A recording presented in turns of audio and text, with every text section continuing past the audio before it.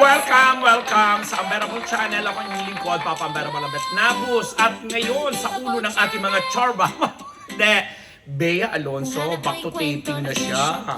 O, diba? Pag-uusapan natin yan. Ano na nga ba ang nangyari?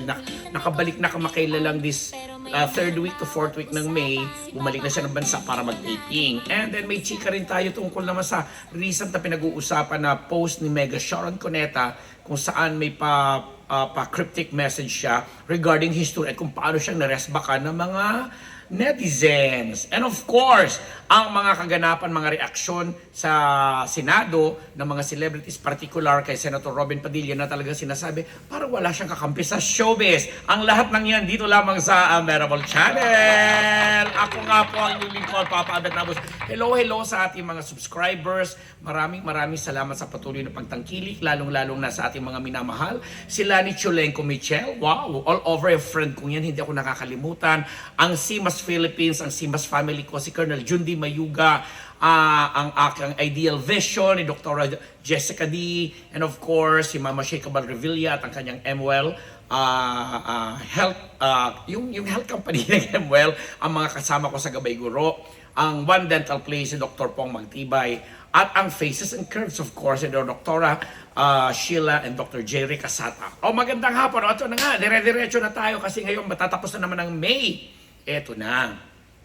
Pagkatapos nga ng mga parang circus, hindi lang sa Senado nagkaroon ng circus, nagkaroon din ng circus itong mga balita natin tungkol sa ating minamahal at kaibigan natin na napakagandang movie queen si Bea Alonso. Kasi ang dami nga naglabasan na supposedly no May 14 or 16, yung dapat ang kanyang wedding date kay Vincent ko, yung bilyonaryong tagapagmana at namamahala ng mga chain of mga outlets kagaya ng Pure Gold, SNR at marami pang iba. So hindi nga po natuloy dahil nga doon sa mga pinag-uusapan na lumabas ng mga chika na yung naging prenup agreement nila, may mga items doon na parang hindi nag-a-agree o sumasang-ayon si Bea. Particular na yung pagkakaroon nila ng mga anak in the future at kung sakaling magkahiwalay sila, ay sinasabing sa custody ng lalaki mapupunta.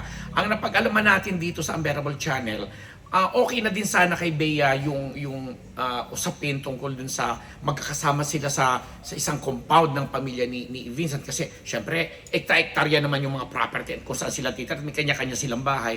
Okay na din daw sana yon na ganun ang arrangement.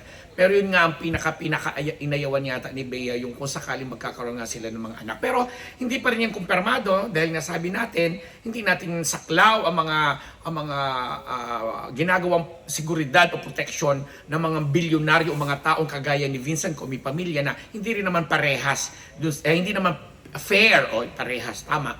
Hindi naman fair dito sa family niya. Inaakusahan sila ng publiko na gano'n. Although, may narinig din tayo na di umano, may balak na parang magsampa ng kaso or something dahil nga parang nalagay daw sa sobrang kahihiyan yung pamilya ng lalaki gawa ng mga ganitong akusasyon. But still, pinag-aaralan pa yan kasi nga ito ngayon si Bea after 2 weeks na bakasyon na lang kasi although si Bea meron ng property sa Spain na although nandoon yung mga kapamilya niya, yung kanyang nanay at mga kamag-anak, parang in-enjoy na lang nila yung supposedly 2 weeks ditong kasi today is May 28, 2028, no?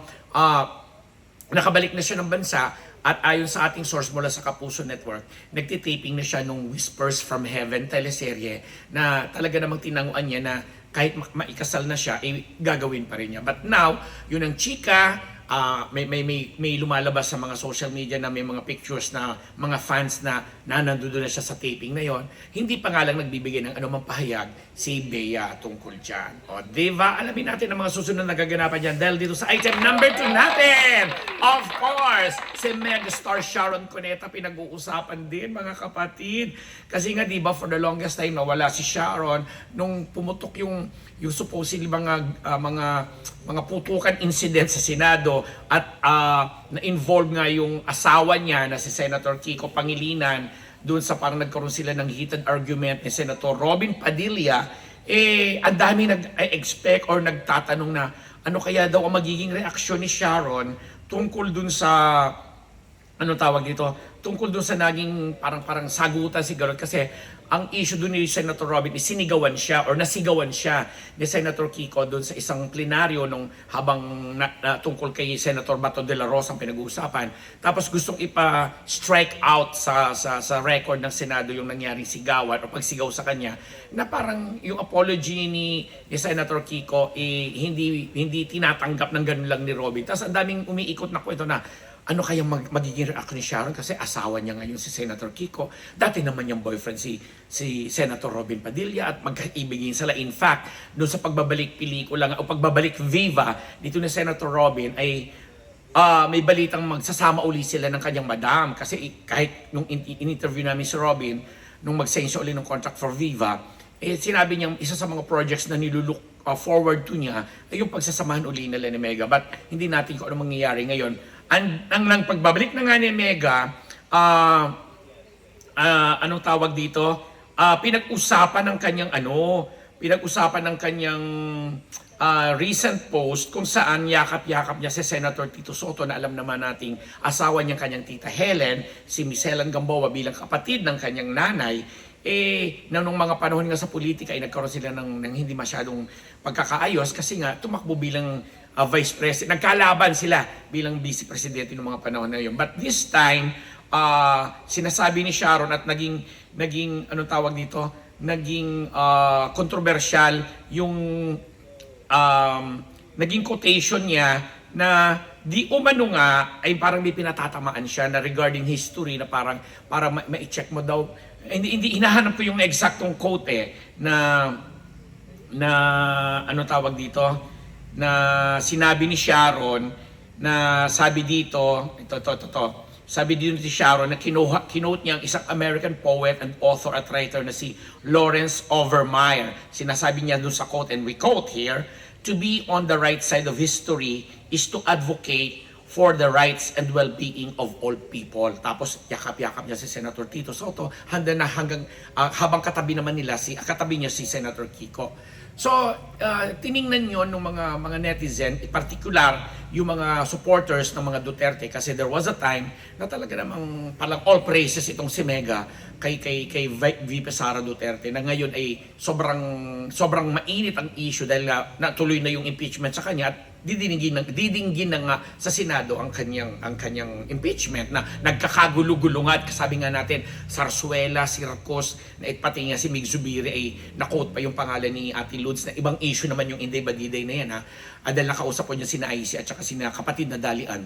So anyway, going back to Shawi, yun ang naging usapan na sabi, sinong pinatatamaan mo? Kasi kung history lang yung pag-uusapan, nire-remind ka lang din namin, Sharon, na galing ka sa political clan, particular ang iyong tatay sa Pasay City na nagsilbi as mayor for 20 years na naging quote-unquote taga-sunod, ayaw namin gamitin yung salitang alipin o alila, taga-sunod nung panahon ng dating diktadurya ni Pangulong Ferdinand Marcos Sr. Na sabi, anong pinagsasasami mo dyan na hindi ka nahuhusgahan ng historya? Sa kasaysayan, hindi mo na mabubura yun dahil hindi rin naman naging hindi mo naman maituturing na talagang napaka-straight na politiko yung tata mo. May mga ganong patutsada kay Shawi hanggang sa may mga nagpapatutsada sa kanya na ikaw nga ito dati all praises ka kay Vice President Sara pero ngayon bumaliktad ka, bumalimbing ka at eto ka ngayon parang emote ka dito sa kasalukuyang administrasyon, particular sa mag-asawang Presidente Bongbong Marcos at kay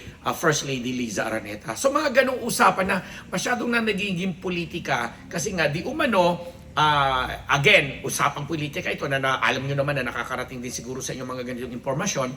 Itong si Senator Tito Soto parang planong ibalik uli o iluklok uli bilang Senate President at magkakaroon na naman doon ng coup sa Senado na namumuno ngayon sa majority block na magkakaunti na lang din kasi biglang may nabalitaan tayo lalabas na raw daw anything from Ombudsman yung demanda ni